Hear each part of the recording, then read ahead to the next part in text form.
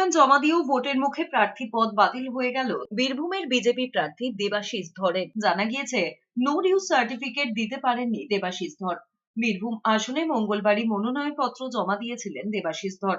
রোদের মধ্যে ঘুরে ঘুরে টানা প্রচারও করেছিলেন, কিন্তু দেবাশিস ধরের প্রার্থীপদ বাতিল হতে পারে এই আশঙ্কায় আগের থেকেই বীরভূমে বিজেপি প্রার্থী করেছে দেবতনু ভট্টাচার্যকে। তিনি বিজেপির রাঢ়বঙ্গের ক্লাস্টার ইনচার্জ। দেবাশিস ধর জানিয়েছেন, রাজ্য সরকারের কাছে নো ডিউজ সার্টিফিকেট না মেলায় তার প্রার্থী পদ বাতিল করা হয়েছে।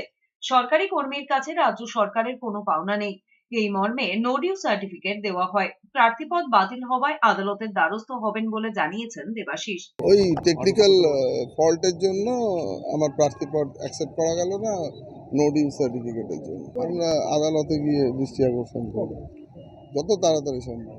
আর 15 দিন বাকি, উনি আর কি করতে পারতেন। কিন্তু আমি আবারও বলছি, আমার খারাপ লাগছে উনি লড়তে পারছেন না বলে। তবে এটা একটা কথা যে উনি লড়লেও আমি জিততাম, উনি নাও লড়েন তাহলেও আমি জিতবো। কারণ ওনার উপস্থিতি অনুপস্থিতি কোনোটাই আমার জেতার সঙ্গে ম্যাটার করবে না।